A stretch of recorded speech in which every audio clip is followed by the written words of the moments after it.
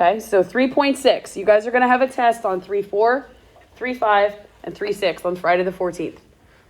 You'll have a question, probably one, that's a P over Q. Finding all the roots, you got to use P over Q and then do what you need to do. You'll have one question that says, here are the roots. Tell me the polynomial. You have to have f of x, g of x, p of x, whatever, in the answer. And then the rest of the test will consist of stuff from 3.6 because there's a lot of material. You will not have just one question that says, hey, find all of this stuff. It's too much. You will not be able to use your cheat sheet. But we're spending 3 full days of class period just practicing this stuff.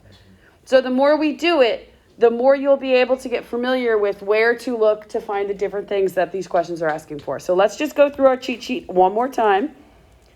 Domain and vertical asymptotes, guys, those go hand in hand. If you find the vertical asymptotes, you're also finding the domain and vice versa. Because the domain is any number that x can be except for your vertical asymptotes. So once you find your vertical asymptotes, you're also finding the domain. That's why those two always go hand in hand. What you need to notice is that your domain has to be written in interval notation. Your vertical asymptotes will be x equals. Everybody write that down. Your vertical asymptote will be, your answer will be x equals. If you don't have domain in interval notation, if you don't have your your vertical asymptotes as x equals, then we're going to have problems. So just make sure you guys get that. All right, when we talk about horizontal asymptotes, that's where we compare the degrees of the numerator and the denominator. The numerator and the denominator, guys, have to be in standard form, meaning the highest exponent first and downward. If not, rewrite it. But when you compare, you're going to see if the degrees are the same, if the numerator is greater than or less than. But your answer will be written as y equals. Right? Your vertical asymptotes are vertical boundary lines. Your horizontal asymptotes are horizontal, God bless you, boundary lines. X equals and Y equals is a real big deal. When we find our slant asymptotes, we use long division. We'll talk about some things here in a second with our slant asymptotes, but your answer has to be written in Y equals mx plus b. The remainder does not matter. You don't put it in your answer, but you have to have Y equals mx plus b, okay? Very important. And when we write our intercepts, guys, intercepts are always written as ordered pairs. 0, 6. -7, 0, depending on whether it's an X or a Y, right? And wholes, you can just write X equals, that's fine. But you need to know how to do all of these things and how to write the answers. Does anyone have any questions for me right now? So let's go to the examples. Okay, here's my first example. Where the EX went. Now over here is just a list of stuff that we're going to find. Zeros, you can rewrite it if you want to. Same thing as X-Intercept. There are no, again, you're not going to have any questions where you have to answer all of them at the same time. But there's no particular order. You guys don't have to do things in a particular order here. You do whatever you want. It doesn't matter. But the first thing you should do is you should put your cheat sheet right in here so you guys can see it. All right, that cheat sheet should go right on your notes so you can see it. So let's talk about what we're trying to find, what we're trying to do here. All right, if I'm going to find the X-Intercepts, I'm just going to go down the list. If I'm going to find the X-Intercepts, look on your cheat sheet. How do I find X-Intercepts? Set what equal to 0? The numerator equal to 0. So X-Intercept, I'm going to say x squared plus 4x minus 5 equals 0. Now, if you want to just go down the list of the cheat sheet and do things, that's fine. Just make sure you put your answers in the right spot. I'm just going to go down how the question's asking. So X-Intercepts means, where does the graph cross the x-axis? So are there factors of -5 that multiply to give me -5 but add to give me 4? Yes. What is it? Plus 5 minus 1. Okay, x plus 5 and x minus 1. You guys agree with that? Okay. So when I solve this, I get an intercept at x equals -5 and I get an X-intercept at positive 1. How do I write that as an ordered pair? Negative 5, comma 0. -5, 0, and 1, comma 0. 1, 0. That is full correct answer. You just leave it as x equals, you're definitely getting points off. Now, just because I'm going to write up here x plus 5 and x minus 1. Because when I find holes, I have to factor the top and the bottom. So I'm just going to go ahead and write it. Now, the next thing says to find the vertical asymptote. We talked at the beginning, vertical asymptote and domain go hand in hand. They go together, right? So look on your cheat sheet. How do you find the vertical asymptote? Denominator equal to 0. So I take my denominator, x plus 1 equals 0. Where is my vertical asymptote at? X equals what? Negative 1. I have a vertical dash boundary line at x equals negative 1. Well, that also tells me that my domain. My domain is saying that x can be anything in the world except for what number? Negative 1. How do I write that in interval notation? Anything in the whole world except for negative 1. Negative infinity, comma, negative 1. Negative 1. Perfect. Perfect. Negative infinity to negative 1. Union, negative 1 to infinity. Question? Where'd you get the vertical asymptote from again? From the set the denominator equal to 0 and solve. Sure, Joseph. Yeah, from the x plus 1. Yep, the denominator. All right, so next on my list is horizontal asymptote. Look on your cheat sheet. How do you find the horizontal asymptote? What's your cheat sheet say? For my ha. What do I do with the horizontal asymptote? How do I find it? Look at your cheat sheet. Look at your cheat sheet. Write the workout. You're comparing the degrees. You look at the degree of the numerator versus the degree of the denominator. Make sure the numerator and the denominator are written in standard form, the highest exponent first. So what is the degree of the numerator? 2. What's the degree of the denominator? 1. It's the highest exponent.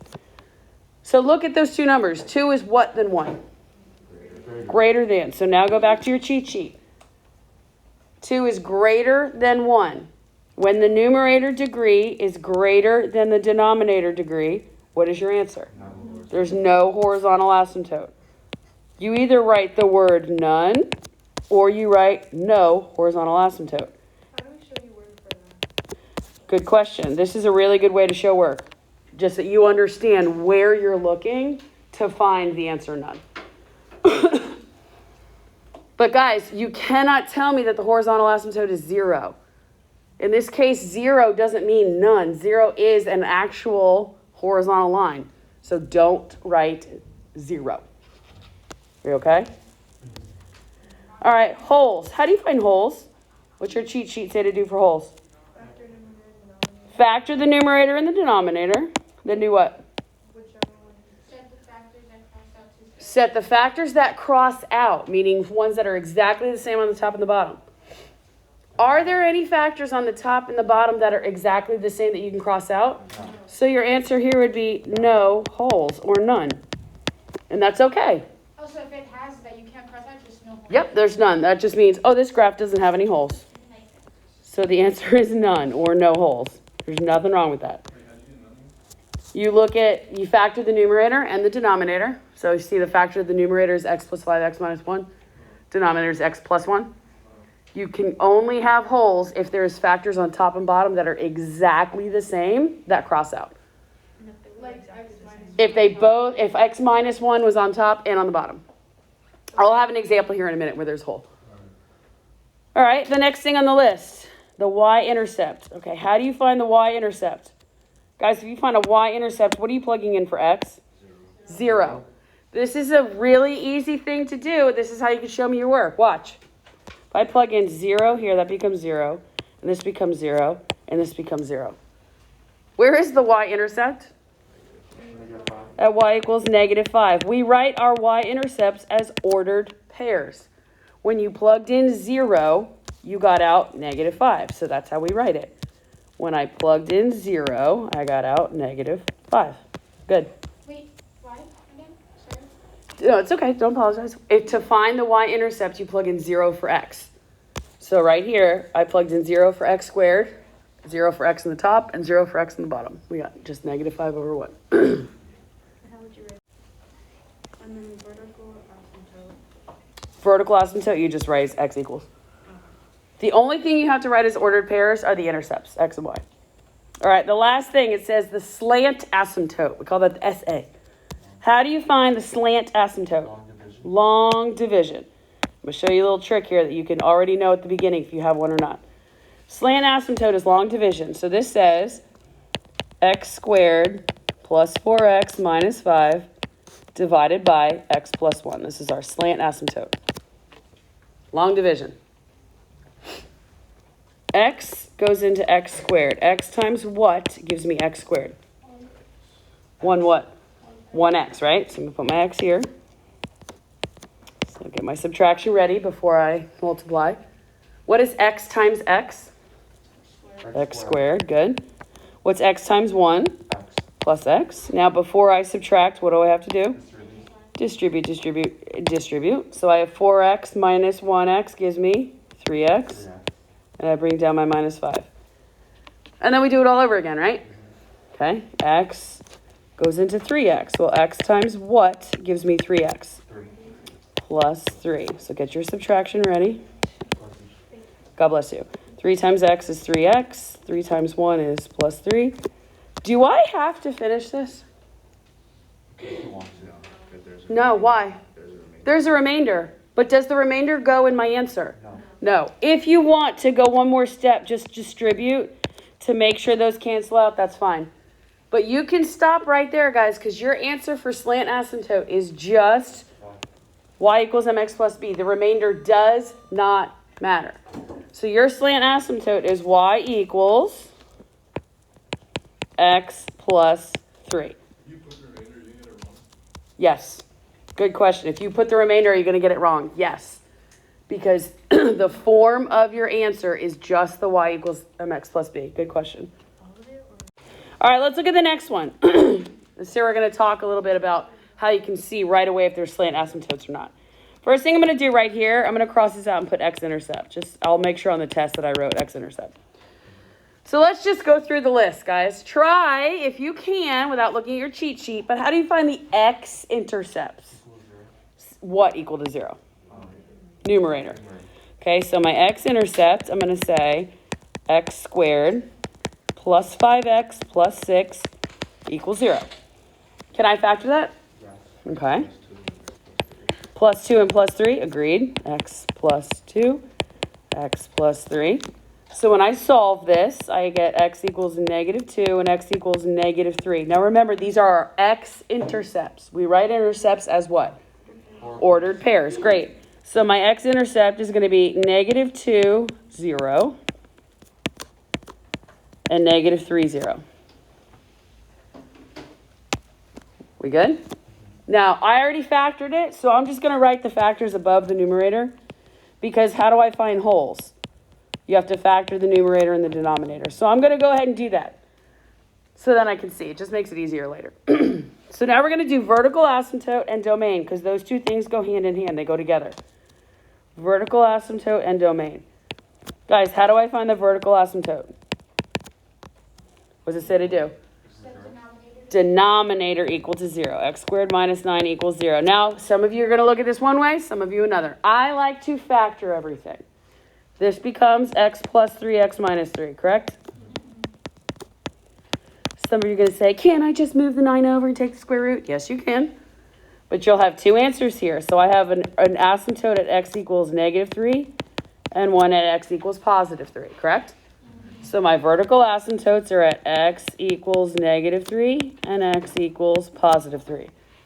I also know the domain now. It can be any number in the entire world except for negative 3 and positive 3, the x values. So how do I write that? Negative infinity to negative 3. Perfect. Union.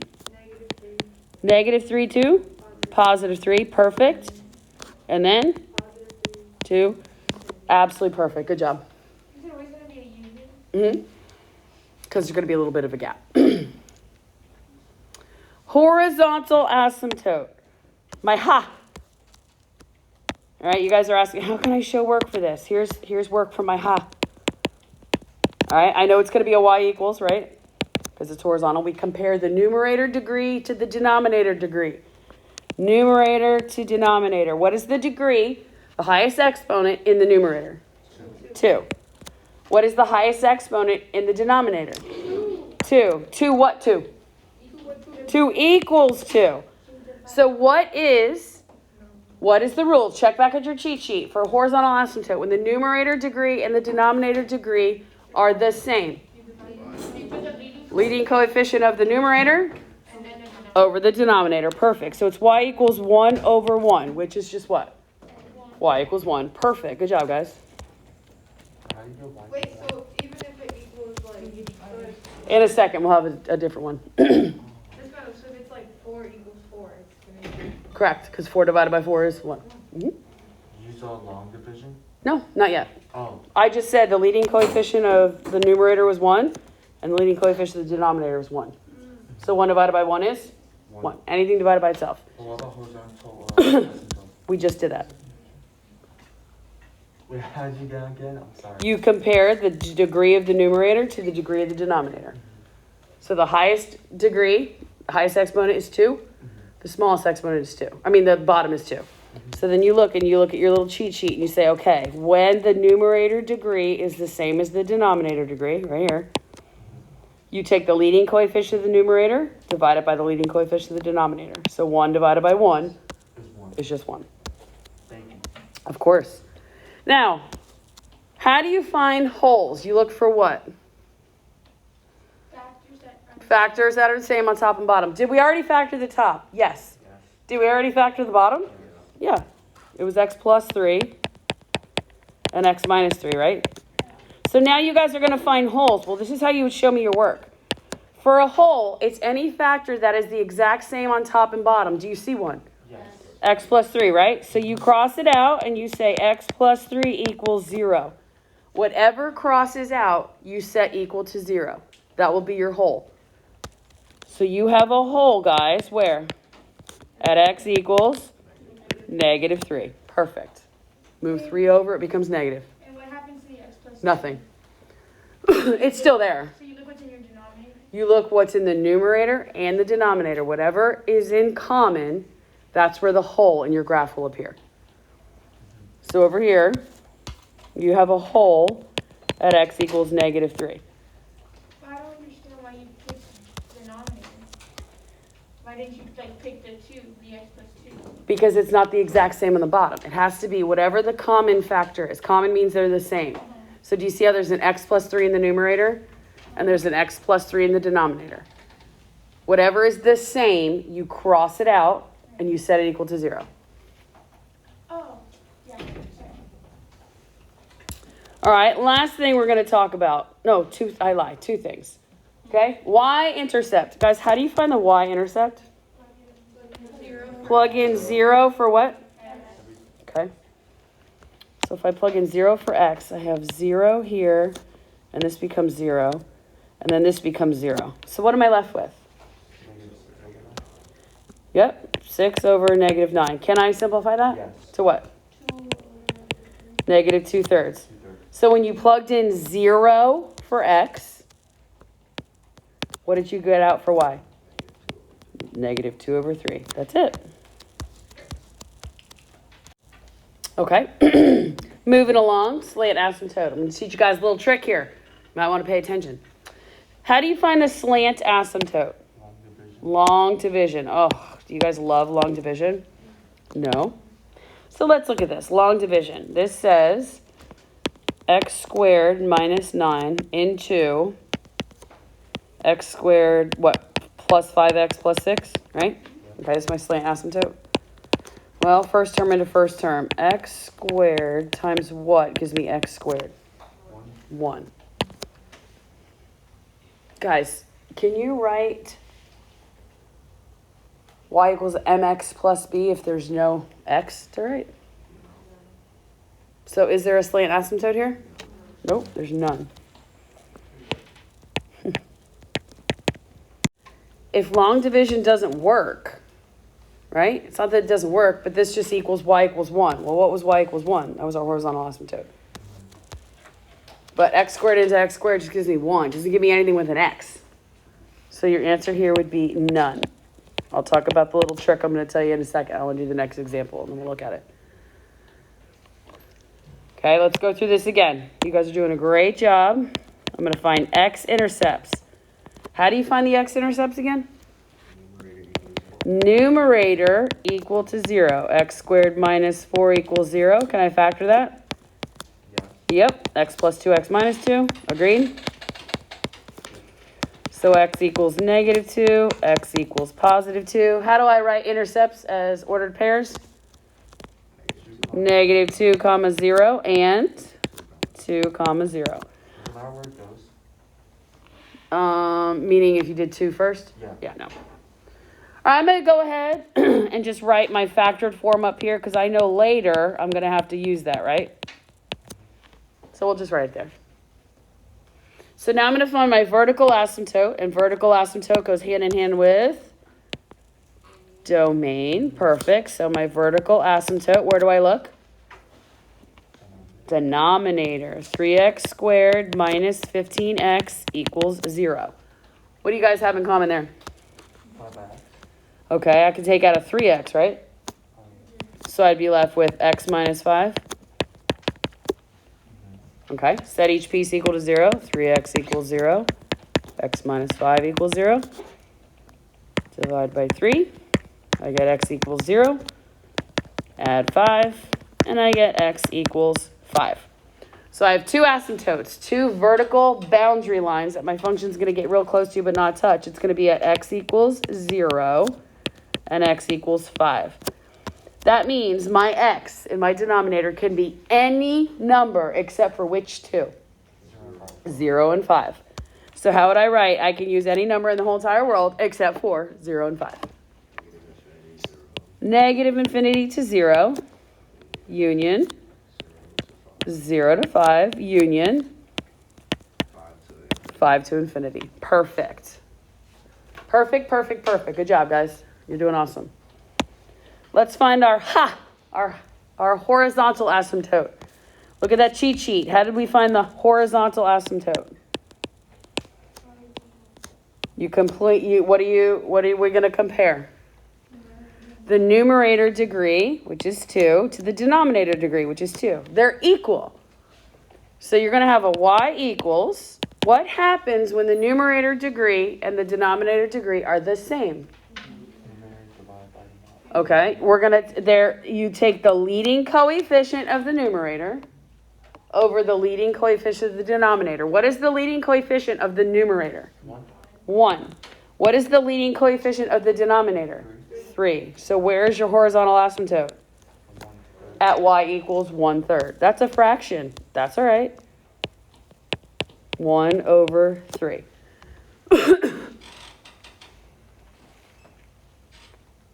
Remind me for the 17th time, how do we find holes?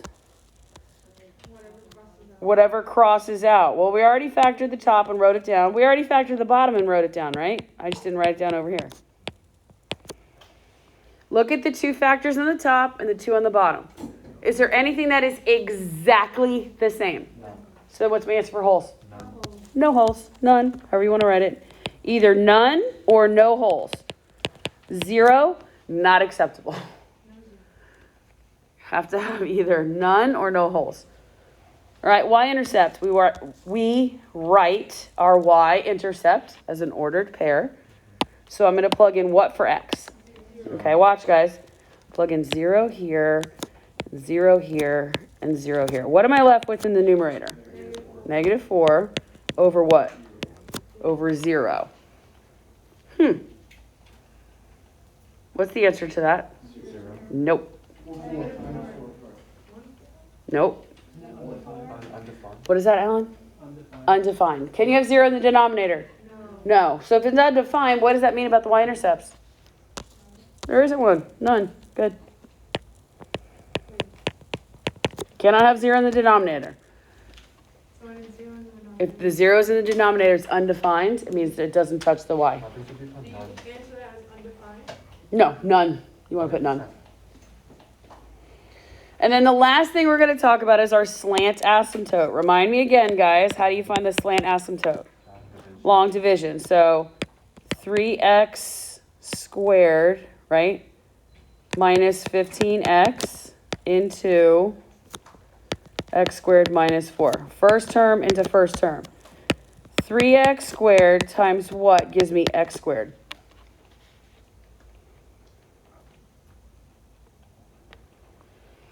It would actually be 1/3. What is 1/3? It is a fraction, but on our chart, what do we already have 1/3 as? Horizontal asymptote. But this isn't going to work. So your answer here would be none. You can look at any fraction, any rational, and tell from the very beginning if there is a slant asymptote or not. And the way that you do that, if you want to write this down,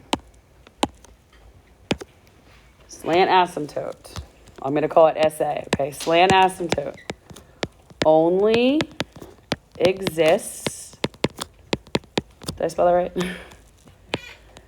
When the numerator degree, what does that mean? Numerator degree, what does that mean? Yep, is bigger or greater than, however you want to say it. Actually, I'm going to say greater than. Greater than the denominator degree.